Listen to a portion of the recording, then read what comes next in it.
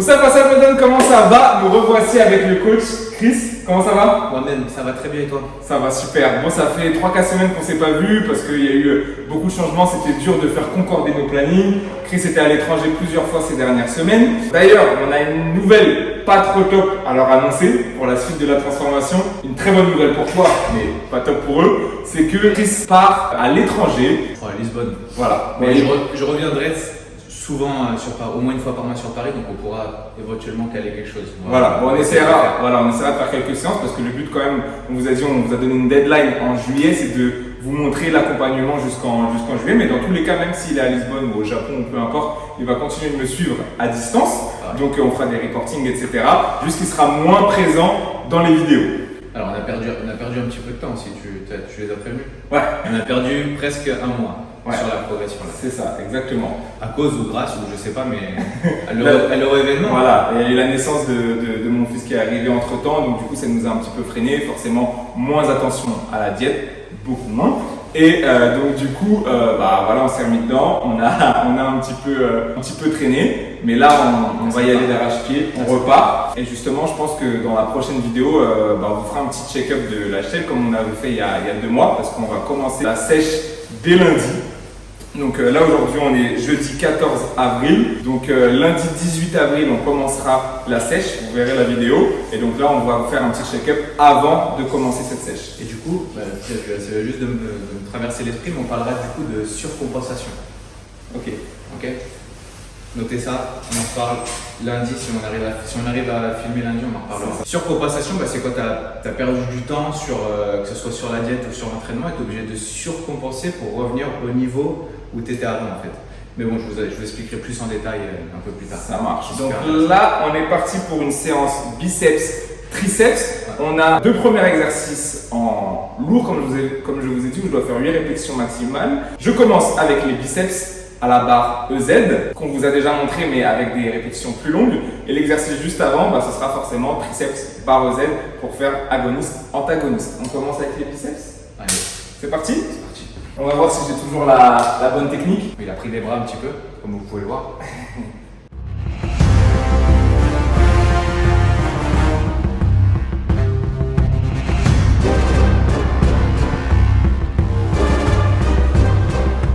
Alors, comment tu l'as senti la série? Moi, je t'ai dit, sur le programme, tu dois faire 8 répétitions, maximum de 8 répétitions. Ouais. Ok. Là, j'ai senti que c'était un petit peu facile par rapport à la charge. Déjà, c'est qu'il a progressé en force. Ah oui, largement. Parce qu'avant, tu galérais à arriver à 8. Ouais. C'est pour ça que d'ailleurs, j'étais parti sur un chiffre 8. Mais en gros, là, ce qui se passe, c'est que c'était trop facile. Enfin, il aurait pu en faire au moins 2 de plus, minimum, je pense. Je pense que j'en faisais 12. Ouais, tranquillement. Donc, qu'est-ce qui se passe? Ça veut dire que l'intensité, elle n'est pas assez élevée. Donc, ça veut dire que cette série, c'est de l'échauffement. Ok. Cette série, c'est pas effectif. Ok, donc c'est pas une série qu'on va utiliser dans la routine. Là, par exemple, il a 4 séries en tout. La 5e, elle est dégressive. La 4e, elle est dégressive, mais celle-là, elle compte pas. Ça veut dire que là, la séance, elle va toujours pas commencer pour lui. Quand je dis 8 séries maximum, c'est bien ça, la notion d'intensité, c'est super important. Si je dis 8 séries maximum, ça veut dire que je veux que tu sois dans cette intensité-là. Et si tu n'arrives pas, si tu arrives trop facilement à 8, moi je préfère que tu arrives à 8 et qu'elle soit presque dégueulasse la 8e, ça veut dire presque à l'échec postural, plutôt que tu me fasses 8 propre et mais il t'en reste encore un peu sous le pied, tu vois. Okay. Ça veut dire que tu n'as pas mis l'intensité qu'il fallait. Donc ta progression, elle va être plus lente en vrai. Et ça, c'est super important. Il y a beaucoup de gens qui pensent savoir s'entraîner parce qu'ils pensent, ouais, je fais 10 séries de 10, je sais pas quoi. Ouais, c'est bien. Mais si tu fais 10 séries de 10, mais que tu peux faire 10 séries de 12, en fait, t'es pas en train de faire une séance assez intense en vrai. Tu vois. Okay. Donc là, c'est 8, c'est maximum 8. Mais ça veut dire que tu peux pas arriver à 9, quoi. D'accord. Tu vois le délire ou pas? Okay. C'est pas j'arrive à 8 et c'est bon, j'ai fait du lourd. Il y a une répétition de réserve. Exact. Il peut y avoir une petite répétition de réserve, tu vois. Si tu arrives à 8, mais que c'était vraiment chaud et qu'elle est un peu dégueulasse la répétition, c'est pas très grave. Dans cet objectif-là, pas toujours, encore une fois, il y a des gens qui comprennent, je te jure. Là, on parle d'un objectif bien particulier, on parle d'un programme et d'une programmation d'entraînement bien particulière. Donc là, ouais, ça peut être un petit peu dégueulasse. Pourquoi? Parce que déjà, il sait s'entraîner, il sait se positionner, il sait ne pas se faire mal au dos s'il est un peu en échec postural, il sait faire plein de trucs, il a de l'expérience. sur quelqu'un de novice, je ne recommanderais pas d'aller à l'échec postural sur un mouvement debout comme ça avec une barre lourd et tout. Personnellement, je ne le recommanderais pas. Quoi. Bien sûr, bien sûr. On va essayer, du coup, j'ai rajouté un petit peu plus de poids et on va réessayer ça tout de suite.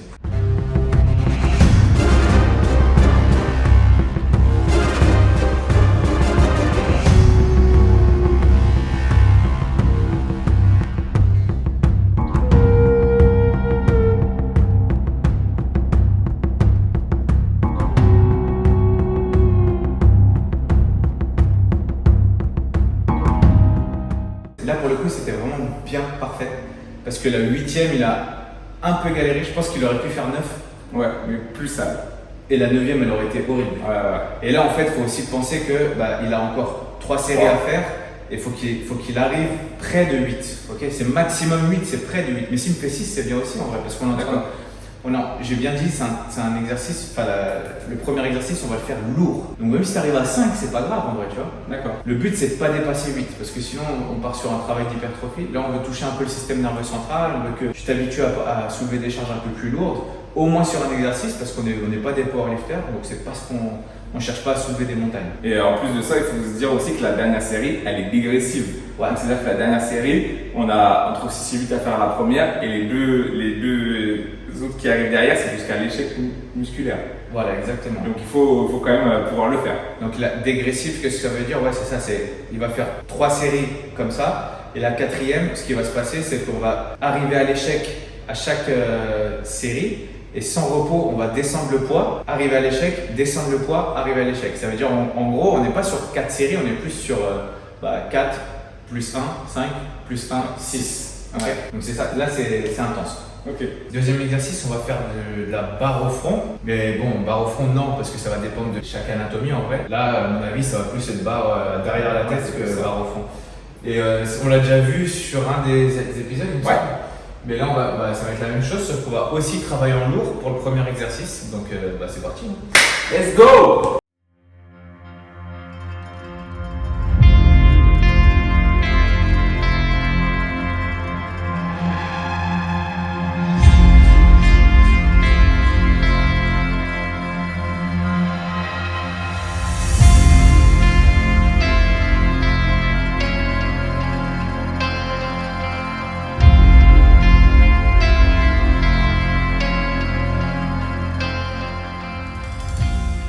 Il a un peu galéré sur la 8e, mais je trouve que c'est encore un tout petit peu léger. Okay. Je pense aussi que là, par exemple, il y a le mental qui joue, parce que comme il est blessé à un coude, donc je pense que tu as peur, je sais pas, mais je pense que tu as peur de mettre. Ouais, bien sûr, parce que moi j'ai envie d'aller au bout du tout, je me dis que ce serait dommage de se blesser et de devoir arrêter la transformation en cours de route. Encore une fois, voilà, c'est quelqu'un qui connaît son corps et qui sait s'entraîner, donc il faut faire attention.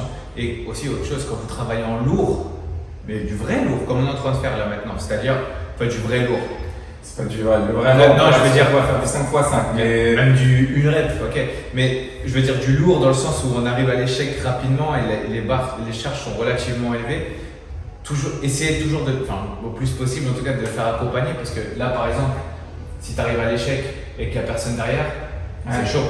Tu lâches la barre. Forcément, mentalement déjà, tu ne mettras pas la charge qu'il faut. C'est sûr, que tu vas mettre moins parce que déjà, bon, lui il a le coude, mais même si tu n'avais pas de douleur au coude, tu aurais un peu peur de rester comme ça.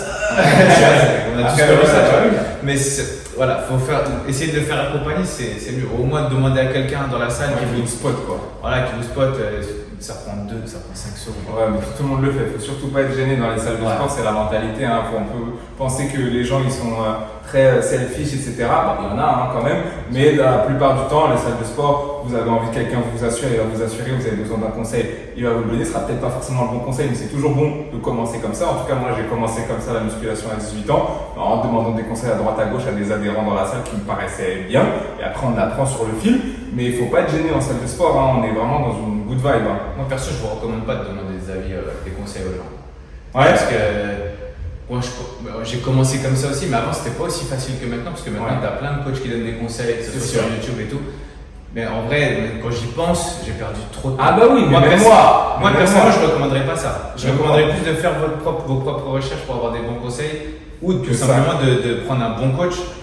le mieux, comme Andy ou comme moi. Voilà, le mieux c'est de prendre un coach. Ça, Non, en vrai, c'est vrai conseil. En vrai, Si vous pouvez commencer avec un coach, vous allez gagner tellement de temps, Bah mais oui. un truc de ouf. Si demain vous faites de l'équitation, vous n'allez pas prendre un cheval et monter sur un cheval. Enfin, c'est la même chose en fait. Ouais, En vrai, ça reste un sport pareil.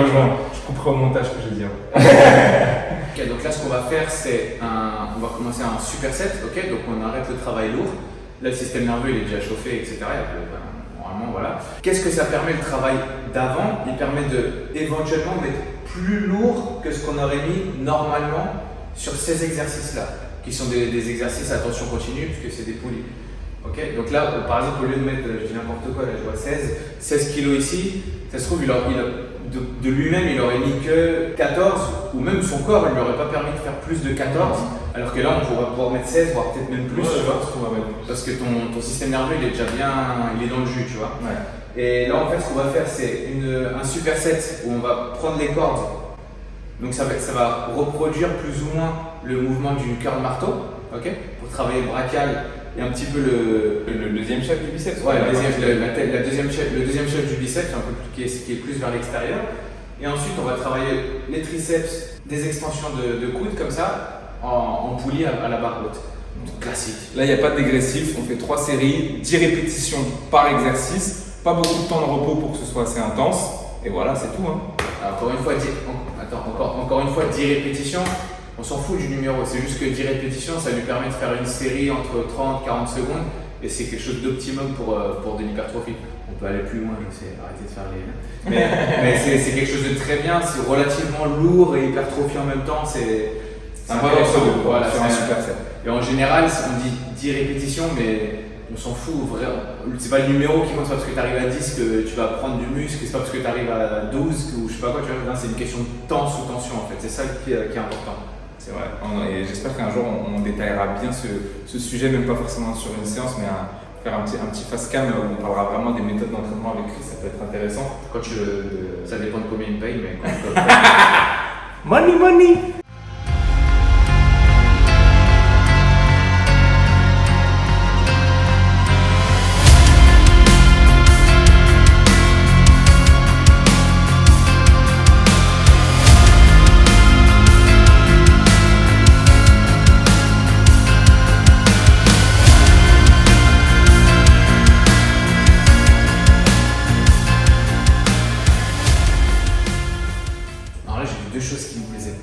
pas trop, c'est pas très grave, mais comme tu as vu sur le deuxième exercice, en fait, tu étais un petit peu trop penché, ce qui te permettait pas d'avoir un super étirement au niveau du triceps, ok? Donc, si tu te penches trop, en fait, tu vois, je sais pas si ça se voit à la caméra, mais en gros, si tu te penches trop, bah, fatalement, ton coude, voilà, t'as moins d'amplitude. Alors, c'est pencher, ok, pour avoir un étirement, ok, mais le but, c'est vraiment d'aller monter le plus haut possible et d'avoir un étirement maximum. Pas le plus haut possible, mais d'avoir l'étirement le plus optimum possible. Optimal sur le triceps. Et sur le premier exercice, il y a quelque chose que beaucoup de pratiquants font, même moi. C'est on a tendance à venir casser les poignets à la fin. Là. Ouais. Non. La corde, en fait, elle ne sert pas à se casser les poignets. Elle sert surtout à ouvrir. Okay. Parce que comme j'ai dit, c'est que tu reproduis le mouvement du marteau. D'accord. Ok. Si quand tu fais un curl marteau, tu finis tu pas fais comme ça. Non. Non, mais c'est vrai, on a tendance à faire ça même. Ça m'arrive des fois, ou même sur le triceps, c'est la même chose. Ouais, on a tendance à faire comme ça, mais ça sert à rien. Parce que c'est pas parce que tu fais ça que ton triceps il va plus travailler. Là, c'est ton poignet qui va plus travailler. Ok. On est d'accord que sur le poignet, il n'y a pas de muscle. Mais bon, pas ce qu'on veut. Arrêtez de tout prendre à la lettre. Hein. Donc, on va ouvrir, les cordes elles permettent d'ouvrir, mais il ne faut surtout pas casser le poignet. Ok. C'est des risques de blessures inutiles. Ça marche, bon, on va refaire ça proprement.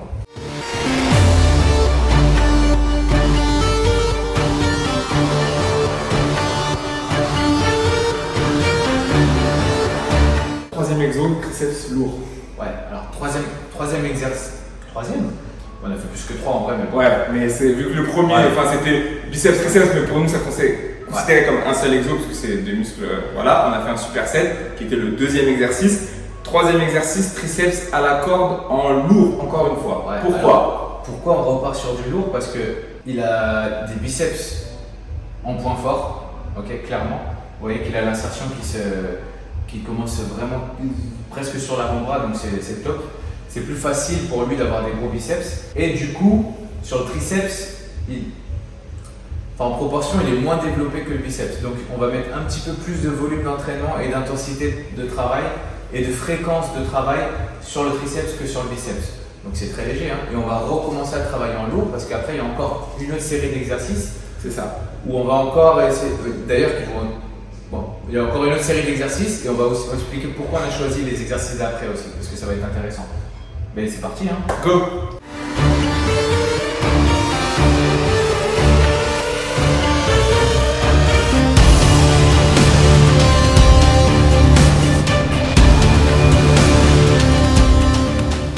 Là, le seul petit problème, c'est qu'au début, il était en train de recasser le poignet, mais il a vite repris. Et puis...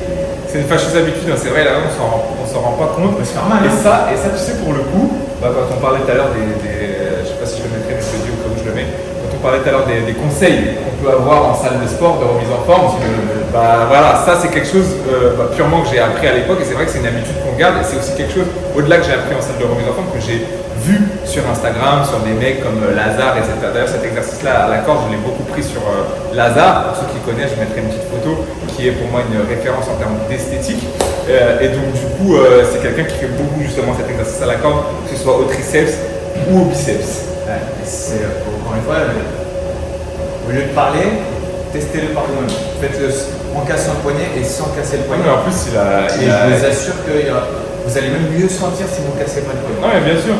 Il a totalement raison. Puis en fait, au-delà de ça, c'est pas parce que ces personnes le font et qu'elles sont bien esthétiquement, mais c'est pas des coachs. Donc ils sont bien esthétiquement, ça marche sur eux, ou peut-être que ça rajoute rien. Et il faut regarder d'un point de vue biomécanique et anatomique si ça a un intérêt de le faire. Moi, je le fais. Voilà. Donc, moi, il le dit. Je le crois, c'est l'épisode, c'est le coach coaché, c'est d'oublier ce qu'on sait. Non, j'ai senti, mais bien sûr, j'ai senti beaucoup plus sur les biceps que sur les triceps. Il faut encore que je refasse sur le triceps pour bien sentir. Mais je l'ai bien senti sur le biceps en tout cas la différence. Et oui, donc l'important c'est vraiment de point de vue anatomique, à quoi ça sert, à quoi notre corps sert. Voilà. C'est ça. Dernière partie de la séance, donc on va reprendre la barre Z, que ce soit pour les biceps et sur les triceps. Attention, ce n'est pas un superset, on fait les deux exercices distinctement et on va faire 3 séries de 12 répétitions par exercice. Et moi, ce que j'aimerais savoir, parce que j'ai pas eu l'occasion de voir Chris pour ces séances, je les ai faites mais j'ai pas posé les questions, c'est pourquoi est-ce qu'on revient encore une fois sur la barre Z, même si c'est en série de 12, alors qu'on a fait ça au début de la séance en série de 8. Alors qu'il y a tellement d'exercices qu'on pourrait faire, mais voilà, il y a une raison, je le sais, mais on lui pose en direct. Le panel d'exercices qui s'offre, il est presque infini sur les bras. Tant que tu joins ta main à ton épaule, en fait, tu es en train de travailler le biceps. Donc, tu le fasses avec une barre, avec une banane, avec ce que tu veux, c'est la même chose. La banane n'est pas très lourde. En vrai, là, c'est super intéressant ce que tu dis, mais j'ai pas envie de te répondre tout de suite. Ah bon? Ouais, non, c'est vrai. Et j'ai envie que tu. C'est toi qui vas je pense que tu vas le comprendre. Ok. Il faut que je le refasse parce que j'ai plus l'exercice en tête. Enfin, j'ai l'exercice en tête, mais j'ai plus la sensation en tête. Donc on va le faire tout de suite. Biceps, barre Z, 3 séries de 12 répétitions.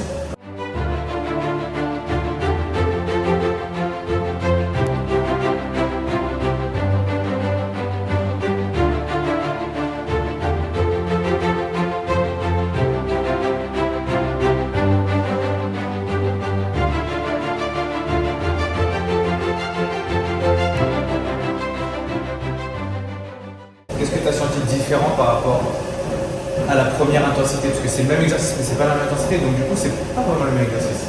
Alors, moi, ce que j'ai senti en toute honnêteté, pour moi, la grosse différence, c'est la sensation de brûlure.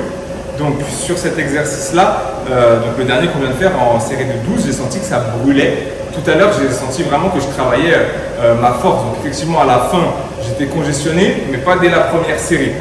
Là, tout de suite, ce que j'ai senti, c'est vraiment une sensation vraiment qu'on appelle de brûlure. J'ai senti que mon muscle brûlait, en fait. Ça s'appelle de l'hypertrophie, tout simplement. En fait, sur le premier, on est en train de travailler en force, là, on est en train de travailler en hypertrophie. C'est ça la vraie différence, elle est là.